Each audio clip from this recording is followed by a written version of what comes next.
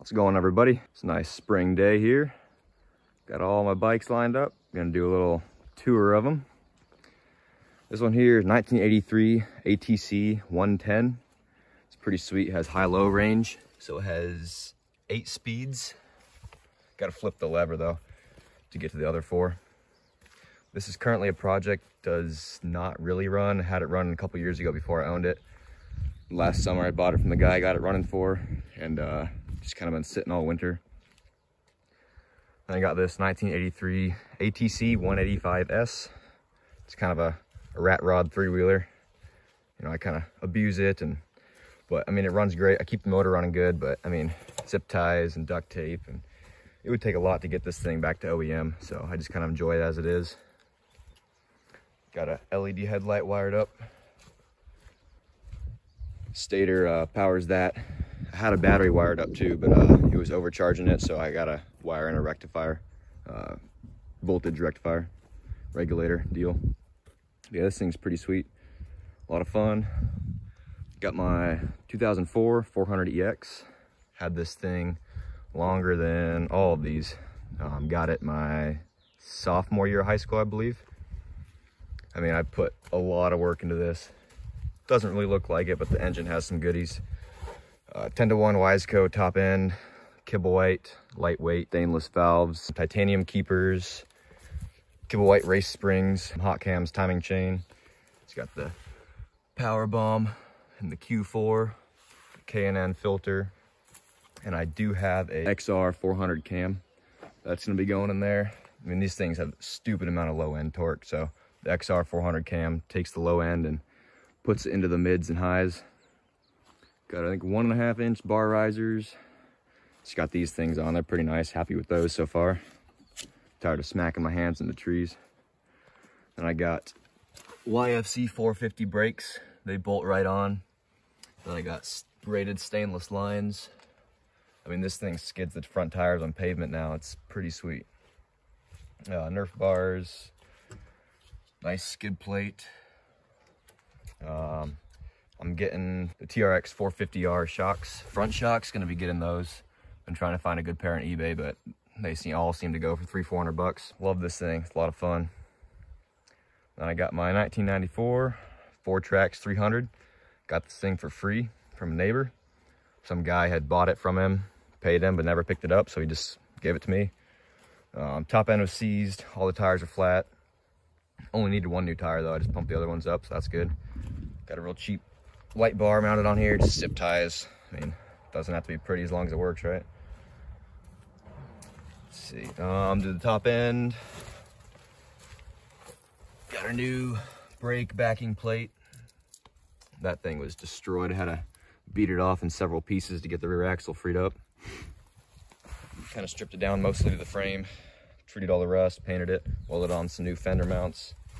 I mean, it's not perfect, but I mean, it's an old Honda. It'll run forever.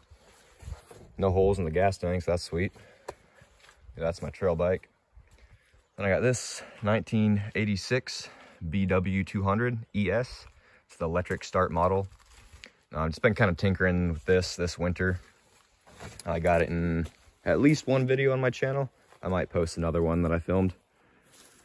This thing's pretty sweet. It's like a older brother of a TW200, around the same area of the Honda Fat Cat. I believe they're made from 1985 to 1989. This is the 86. So yeah, I got a battery wired up. Everything works.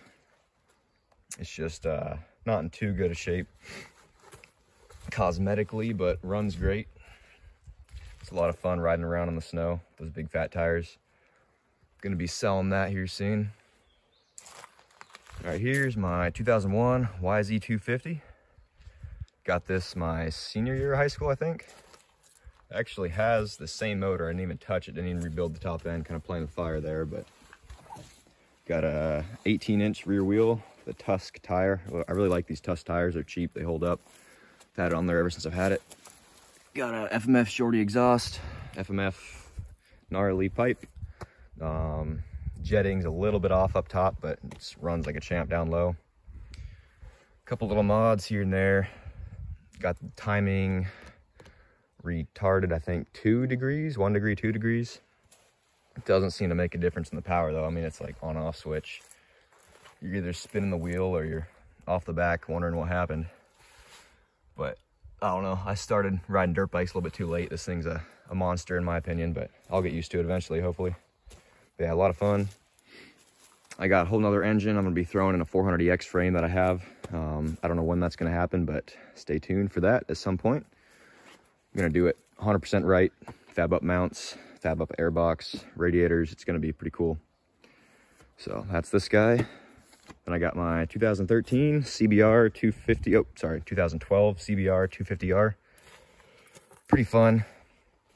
I mean, not that fast, but it's a good beginner's bike. I got my motorcycle license last year. So between these two, put on a couple thousand miles, I think. Yeah, this thing's a blast. And I wish I had more power, but probably a good thing it doesn't have more. You know, for me, I'd probably use all of it and get in trouble. It's completely stock. I put a new RK or Renthal chain, I don't remember which one. Brand new EBC brake pads, front and rear. This is the non-ABS model. You can tell because there is no like tone ring on the front brake rotor. If you ever want to tell just by looking at a picture, that's what you look for. So that's bone stock. Gonna be selling that at some point and hopefully getting a Ninja 650. Yeah, that's fun. And then I got finally my 1996 Rebel 250. I got this in college very shortly after getting my motorcycle license. I had a 4th floor dorm room, or a 3rd floor dorm room.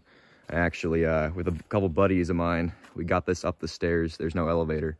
So up 4 little flights of stairs into my dorm room, and then I worked on it in the winter. New tires, did a whole bunch of electrical work. This thing had been in a crash, so this was all broken. All the wires were nasty. Someone once did some work on it. They didn't know what they were doing, so I corrected all their work and did a little bit for myself.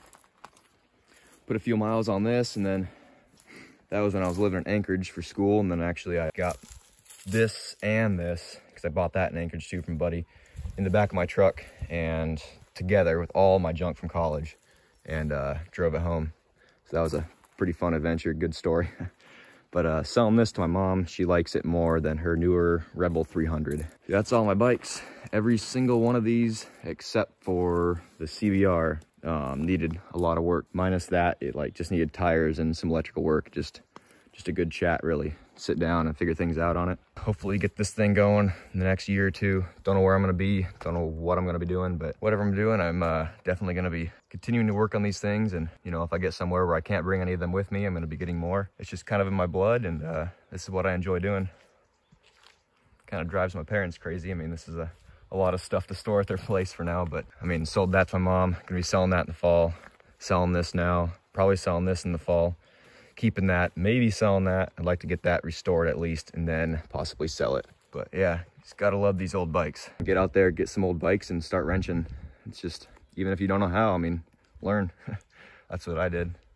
Started on an old Timberwolf 250, then sold that, got a CRF 100, sold that.